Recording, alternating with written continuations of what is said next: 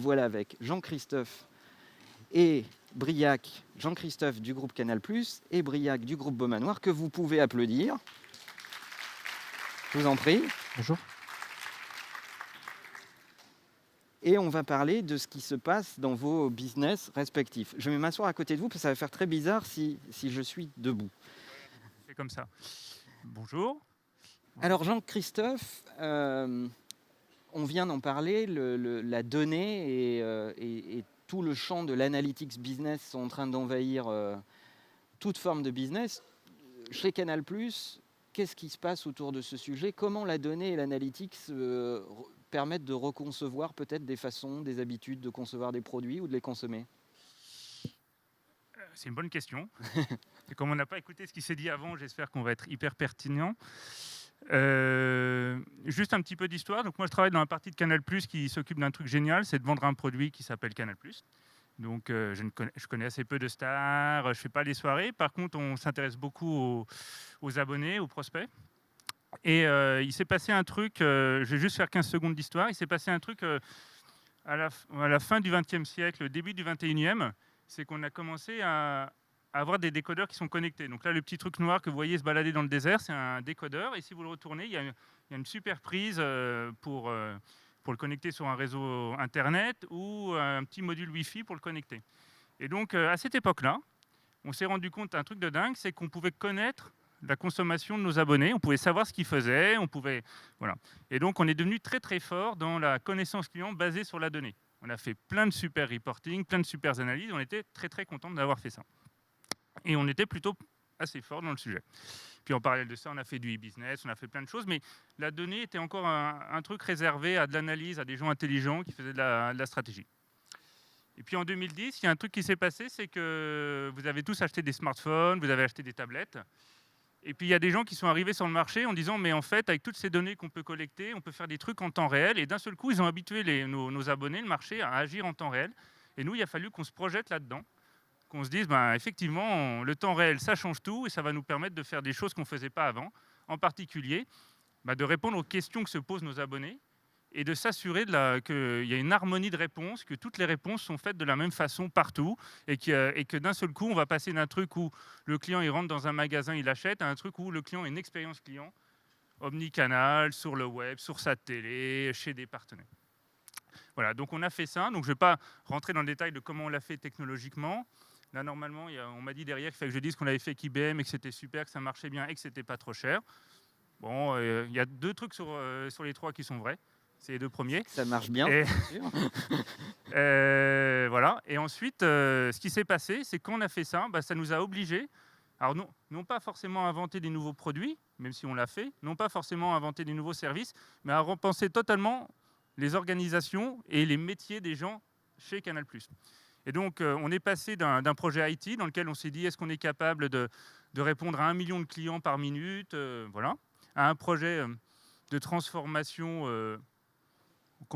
métier, RH, dans lequel on s'est dit, mais à quoi ça sert de continuer à trouver des réponses pour le web, à trouver des réponses pour la boutique, vu que c'est les mêmes questions, il faut qu'on trouve les mêmes réponses. Et là, d'un seul coup, on s'est rendu compte qu'il y avait plein de choses à factoriser, qu'il y avait plein de questions auxquelles on ne répondait pas. Et donc, en fait, si je résume, la data, c'est en temps réel. Le truc hyper important que vous devez retenir, c'est le temps réel, ça change tout. La data en temps réel, en fait, c'est ça qui nous a montré, qu'on était capable de créer une expérience client et qu'on devait le faire parce que sinon on était dépositionné par rapport aux autres acteurs, mais qu'il y avait plein de questions que nos clients se posaient auxquelles on ne répondait pas. Et donc ça nous a forcé en fait à nous poser plein de questions qu'on ne traitait pas jusqu'à présent. Comme un exemple? Comme un exemple aujourd'hui, il y a de multiples modes de réception. Donc le produit s'est beaucoup complexifié. La gamme de produits s'est aussi complexifiée. Et donc jusqu'à présent, en fait, on croyait bêtement, je schématise un petit peu, mais qu'un client, il était tellement persuadé qu'il voulait s'abonner à Canal qu'il rentrait dans une boutique, il nous disait lui-même ce qu'il voulait. En fait, on s'est rendu compte que ce n'est pas du tout le cas. Et puis en plus, on croyait que vraiment on était capable de donner des réponses et des justifications à tout. Et quand on a commencé à construire un discours qui était unifié pour tout le monde, on s'est rendu compte et qu'on a obligé tout le monde à utiliser ce discours, c'est-à-dire qu'on a arrêté totalement l'improvisation, ce que je suis en train de faire actuellement, que chacun des vendeurs a été obligé de suivre un discours qui était qui était normalisé et que le client pouvait retrouver partout où il se présente, et ben c'est là qu'on s'est rendu compte qu'il y avait plein de questions auxquelles nos vendeurs n'étaient pas apprêtés à répondre. Et il a fallu qu'on capture cette donnée pour savoir quelles sont les questions que nous posent les clients et qu'on ait un moyen de restituer des réponses en temps réel et vraiment d'avoir un dialogue, vraiment d'être capable de dire en fonction de ce que je collecte à un instant T, c'est quoi la bonne réponse à y apporter et est-ce que je suis capable de diffuser l'ensemble de cette information-là partout. Pour que l'expérience vécue avec la marque soit cohérente. Voilà, parce que dès lors que... Et ça, c'est un exercice qui est extrêmement frustrant, parce que dès lors que vous avez un trou dans la chaîne de l'expérience, ben, en fait, tout le reste ne sert à rien. Parce que c'est toujours là que les clients vont rentrer entre le marteau et l'enclume pour vous dire, mais en fait, l'expérience, elle n'est pas bonne. Et justement, Briac, quelques mots sur Beaumanoir pour ceux qui pourraient ne pas connaître. Et vous qui êtes dans un business de retail avec des magasins, etc., comment la donnée et l'interprétation de cette donnée a changé la façon dont vous opérez le business? Alors, bonjour à tous. Alors effectivement, quelques mots sur le groupe Beaumanoir. Aujourd'hui, le groupe Beaumanoir, c'est 5 marques de prêt-à-porter, principalement pour femmes. Cache-Cache, Bonobo, Bréal, Scottage, Morgane. Et effectivement, par rapport à ce qu'a dit Jean-Christophe, vous verrez qu'il y a beaucoup de similitudes en fait, dans l'approche aujourd'hui, en termes de stratégie de données et l'utilisation de cette donnée. Aujourd'hui, si je dois résumer la stratégie du groupe en une phrase, c'est digitalisation de l'expérience client et surtout individualisation de l'expérience client. Nos 2 principaux leviers, la CRM et bien sûr notre réseau de magasins, puisque à travers le monde, c'est à peu près 2000 magasins, à peu près 1000 magasins en France, 1000 magasins aussi en Chine, puisqu'il y a aussi une entité groupe Beaumanoir Asie à Shanghai. Ce qu'il faut savoir, effectivement, c'est que pour le premier point qui est la CRM, l'enjeu pour nous et la complexité en fait, de notre business, c'est de comprendre le parcours client entre l'écosystème digital et notre écosystème de magasins, notre réseau magasin. Donc pour ça, on a initié déjà depuis à peu près 1 an et demi, 2 ans, la digitalisation de notre base de données clients. Alors ça veut dire quoi tout ça? Ça veut dire qu'on a travaillé à rattacher des devices, que ce soit un smartphone, un desktop, à des individus en base de données chez nous. Alors, c'est bien beau, ça ne sert pas à grand-chose, sauf qu'en fait, si pour nous, c'est magique parce qu'on va commencer à pouvoir analyser les parcours entre une interaction sur le digital et le parcours du client jusqu'au magasin. Effectivement, comme on a à peu près 80% des achats magasins qui sont rattachés à des individus, ça nous permet de dire, par exemple, notamment en utilisant l'outil SPSS Modeler, de dire, voilà, aujourd'hui, je suis en capacité de savoir que, en moyenne, j'ai 54% des gens, de mes clients, qui passent sur le digital et qui, dans les 30 jours, vont acheter dans mon magasin. Plus que ça, c'est de savoir que c'est 8 jours en moyenne. Plus que ça, c'est aussi de savoir que c'est 18% de mes clients qui se connectent le jour même de leur achat en magasin. Encore une fois, tout l'enjeu pour nous, c'est pas forcément l'e-commerce. C'est tout l'intérêt de comprendre le parcours, parce qu'aujourd'hui, on a encore 95% de notre chiffre d'affaires qui se génère en magasin. Alors après, à côté de ça, on se pose pas mal de questions.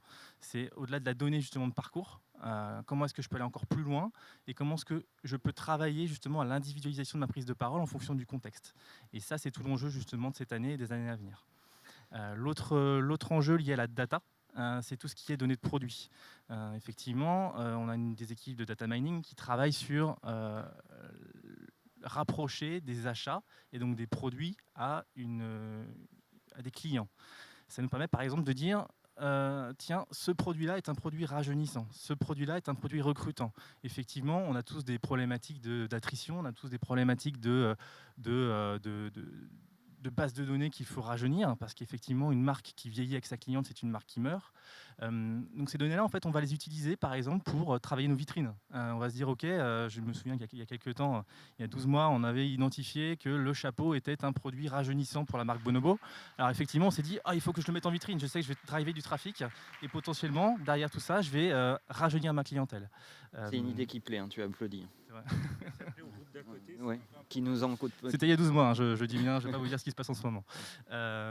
En tout cas, ça c'est vraiment l'aspect CRM. Maintenant, c'est comment est-ce que je passe un petit peu de la personnalisation, puisqu'effectivement, je travaille sur des segments valeurs, je travaille sur des comportementales, enfin des segments affinitaires en termes de prise de parole CRM. Mais d'un point de vue organisationnel, d'un point de vue outil, comment est-ce que je vais jusqu'à l'individualisation? Parce que c'est ça qui aujourd'hui nous permet de faire x2, x3, x4 dans la réactivité, dans les taux de retour par rapport à nos campagnes CRM. Ça, c'est pour la partie CRM. Pour la partie magasin, qu'est-ce qui se passe en ce moment?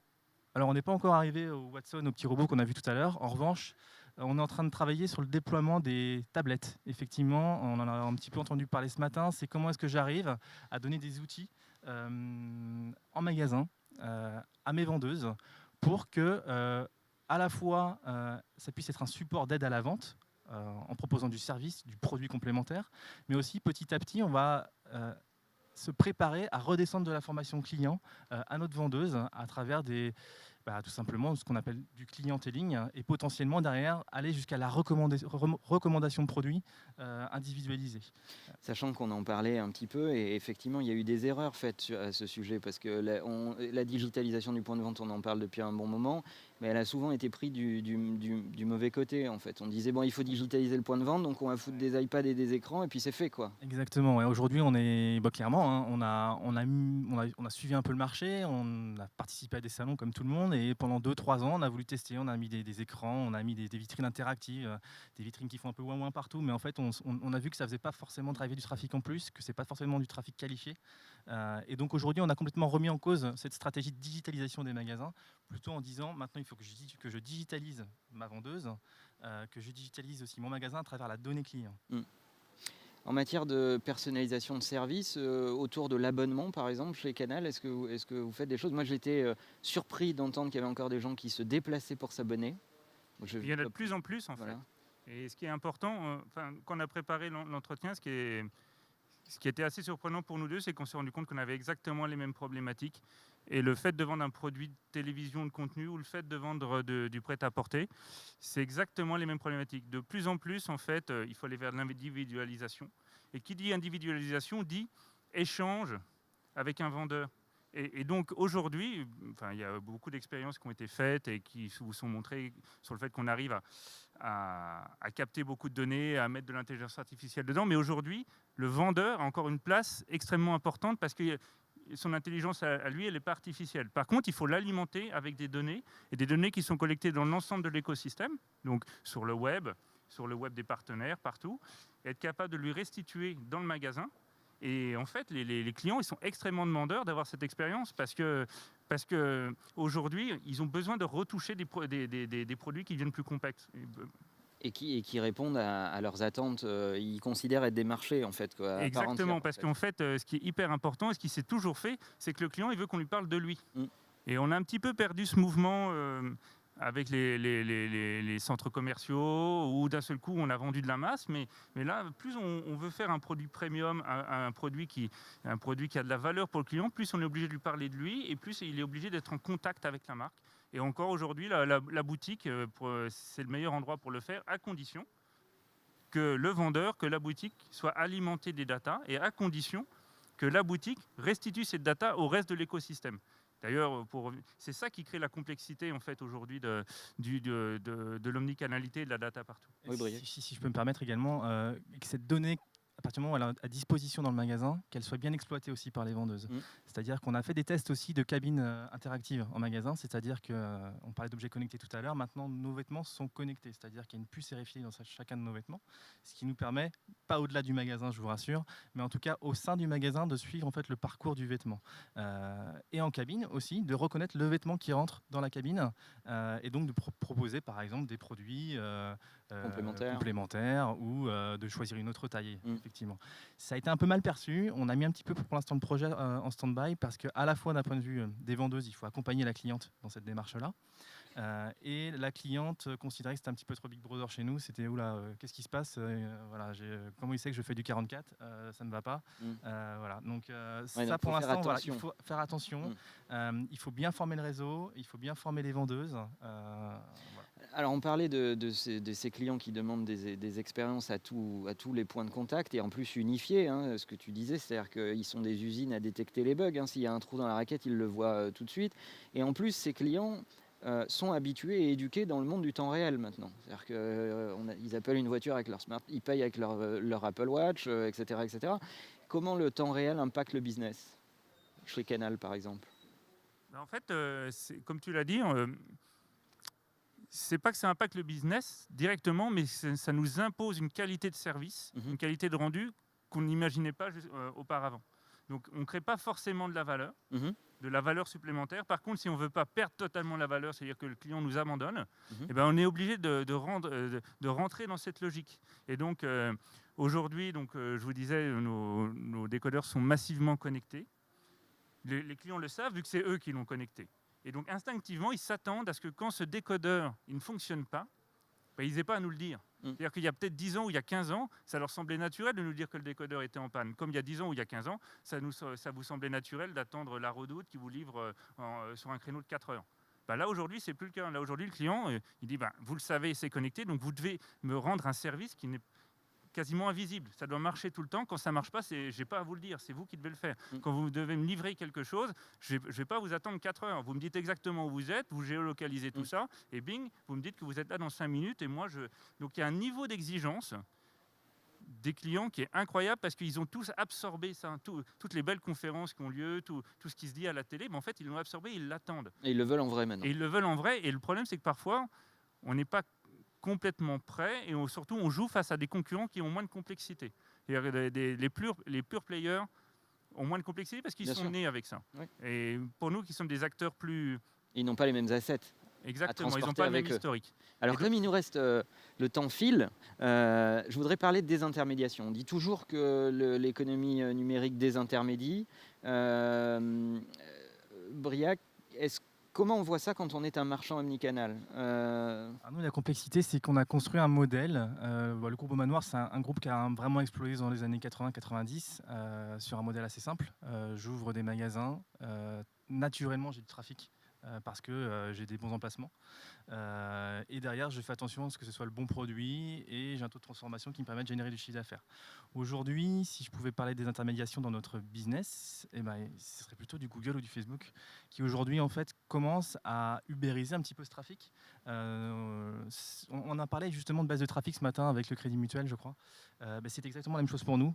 On a moins de monde en magasin et aujourd'hui, on a un petit peu ce trafic que l'on doit aussi aller chercher chez des Google, chez des Facebook. Dans des plateformes. Dans des plateformes. Et donc, du coup, avec un coût supplémentaire. Donc, nous, notre démarche, c'est plutôt de dire, OK, dans ces cas-là, je peux me préparer à avoir moins de trafic en magasin, mais alors comment est-ce que j'améliore mes taux de transformation et comment justement j'aide à rendre en fait le magasin beaucoup plus agréable pour la cliente pour qu'il aussi, il revienne aussi naturellement. Et qu'est-ce qui va se passer quand demain, les utilisateurs vont parler avec des chatbots dans Facebook pour dire conseille-moi la Alors, on n'y est pas encore, effectivement. Facebook en parle beaucoup. On est en train de se préparer justement avec tout ce qui est Facebook Messenger, notamment aussi avec tout ce qui est paiement. On n'en a pas beaucoup parlé, mais il se passe beaucoup de choses aussi en Asie, notamment via WeChat. Aujourd'hui, clairement, le paiement se fait directement via une solution, un réseau social qui s'appelle WeChat en Asie. Faut vraiment se préparer à ça aussi ici. Donc, on doit faire attention. On n'y est pas encore. Il n'y a pas encore de consensus au niveau des paiements chez nous. Mais on va de plus en plus effectivement sur du conversationnel marketing à travers Facebook, à travers les réseaux sociaux. D'ailleurs, si on peut râler 2 secondes, on est quand même en France, c'est la spécialité. Dans la même période de temps, la Grande-Bretagne, qui a eu Apple Pay en même temps que nous, a onboardé 10 fois plus de banques que nous. Donc aujourd'hui, on a un petit problème avec les banques. S'il y a des gens des banques, il serait temps de se remuer. En parlant de désintermédiation, question un peu provocante, qu'est-ce que chez Canal on fait vis-à-vis de la génération qui est... multi-display, qui a des smartphones, des tablettes, des laptops entre les mains, mais qui regarde la télé comme un objet rare, juste pour projeter des images dessus, mais on s'en fout, on ne le regarde pas vraiment comme un broadcast, en fait, quoi. Cette génération, elle existe, en fait. Elle existe complètement, et elle est plus large qu'on ne croit. Juste sur la désintermédiation, voilà, qui est un mot compliqué à dire et que je ne veux pas dire parce que c'est la mort en fait. Si vous faites désintermédier, vous êtes mort. Si vous perdez le contact avec votre client, s'il y a quelqu'un d'autre qui connaît mieux vos clients que vous, c'est plus vos clients, c'est les siens en fait. Et vous êtes juste une sorte de prestataire de service qui va venir derrière pour vendre des choses, mais vous êtes mort. Et donc, en fait, ce qui est formidable avec les applications, avec le fait que l'écran de télé par des ondes hertziennes, des trucs compliqués d'il y a très très longtemps et qui ne sont plus utilisés, ce qui est formidable aujourd'hui avec la télévision en OTT, c'est-à-dire directement sur le réseau Internet comme n'importe quelle application, c'est qu'on peut diffuser beaucoup plus dans le foyer. C'est-à-dire qu'avant, on avait un truc cubique dans la télé, normalement c'était le papa le chef, et c'était lui qui disait ce qu'on regardait, et les autres ils se taisaient. Là, aujourd'hui, en fait, on a la possibilité de totalement rentrer en conversation avec l'ensemble des membres du foyer. On peut avoir une réponse pour papa, une réponse pour maman, une réponse pour la petite fille, une réponse pour le petit garçon, potentiellement une réponse pour le chien. Pourquoi pas? Mais en tout cas, c'est vraiment une superbe opportunité pour nous. Mais par contre, il faut qu'on garde la main sur cet échange. Donc, il faut qu'on ait vraiment une vision à l'individu et qu'on ait vraiment un échange sur lequel dis-nous qui tu es, dis-nous ce que tu aimes, et nous, on va t'accompagner là-dedans et on va aussi te faire découvrir quelque chose. Juste un petit rebond en 4 secondes. Il y a un truc dont on a beaucoup parlé les années passées et dont on parle moins, c'est la curation. C'est que la data, elle ne répond pas à tout. La data, aujourd'hui, elle répond à des problématiques simples. Par contre, aujourd'hui, elle n'est pas créative.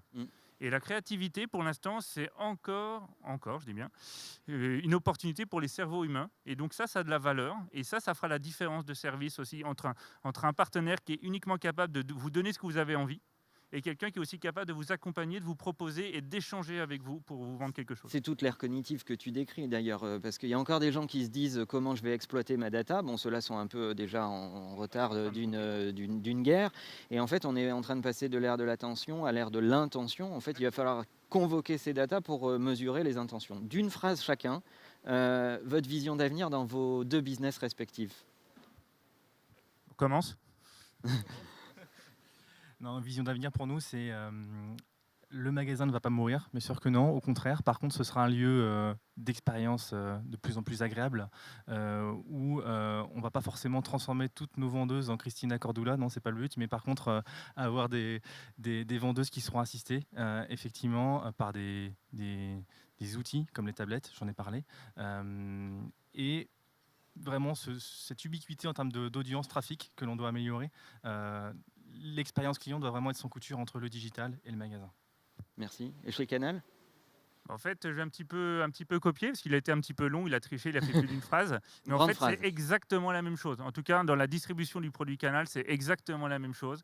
Il faut qu'on continue à positionner des espaces de vente, du showrooming, pour être capable d'expliquer le produit au client, d'être capable de convaincre, d'être capable de séduire. Et il faut que cette expérience, elle dure jusqu'au domicile, jusqu'à la consommation, partout, et que ça soit vraiment ça soit fluide, que ça soit qu'une seule étape. C'est que tout ce que j'ai vu en magasin, je dois pouvoir l'utiliser. Tout ce que j'ai envie de l'utiliser, on doit pouvoir me l'expliquer en magasin et inversement. Mais en tout cas, le magasin, ça va prendre une place extrêmement importante. Voilà, on espère que vous avez passé une chouette expérience en notre compagnie. Merci de votre attention et à bientôt.